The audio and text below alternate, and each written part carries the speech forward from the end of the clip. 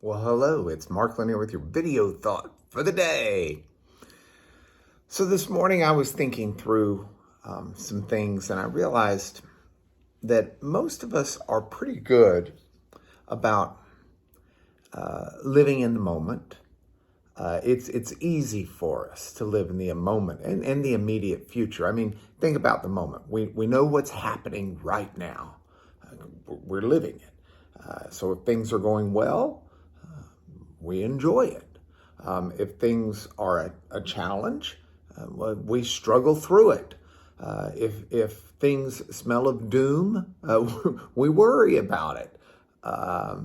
It's the moment. It's what we're doing. We've got no choice in it. So we muddle or joyfully skip or panic through it.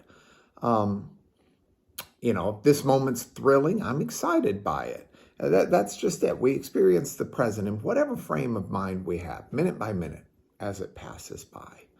I think the immediate future also captivates us because it's like right there. It's almost touchable, and it's something we can easily change and influence. We anticipate what's coming, and so we can modify it as need be. I can think about what I'm going to eat for breakfast, lunch, or even dinner quite readily.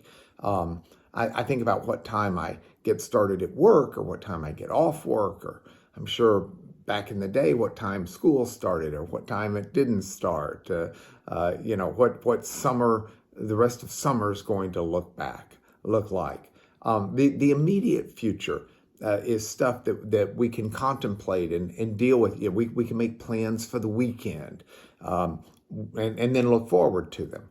We can think about that kind of stuff. Now, for some people, they can think about the far distant future, some too. I mean, you might be thinking about retirement or where you're going to go to work or where you're going to go to college, or you might be thinking about marriage or children or grandchildren. And all of that's valid. I think we should contemplate life in all of its forms. But I want to talk today about a passage found in Psalm 105. And it's verses 5 and 6 that say, "Remember the wondrous works that he has done, his miracles and his judgments he uttered, O offspring of Abraham, his servant, children of Jacob, his chosen ones." And I like that because that invokes in us a memory of the past. I mean, a lot of people remember the past and they remember the terrible things that have happened. And in fact, some people live in that. That's not what the psalmist is talking about. The psalmist is talking about thinking about the positive past, the way God's hand has worked. When he invokes children of Abraham, God worked through Abraham in the past in miraculous ways to even create the Israelites and the Jews that were reading this passage, this psalm, repeatedly.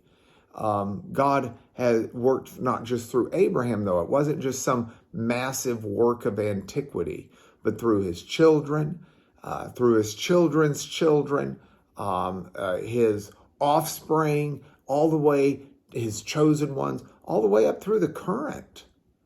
I mean, the idea is, think back about the hand of God in the past and the way God has worked. Now, in my life, it includes all of those stories, of those biblical stories of Abraham, but it includes Christ, the church, Paul, what Paul endured, the way God worked in Paul's life, the early church fathers, the way they dedicated themselves to the Lord and his kingdom. So many martyrs of the church, so many people over history, right up through the current. And it's absolutely appropriate to think about how the hand of God has worked in the past to bring us to a place of life where we are today.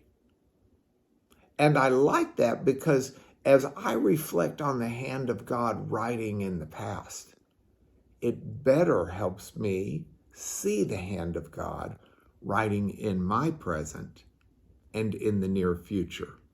Thinking about the role of God in the past can affect your thinking about today and tomorrow in good and important ways.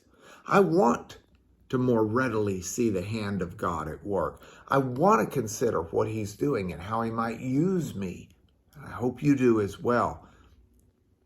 I hope you do as well. So watch the hand of the Lord in the past and consider to see his hand as he writes your present and your future. That's your video thought for today. Whoops. Bye-bye. I'll see you tomorrow.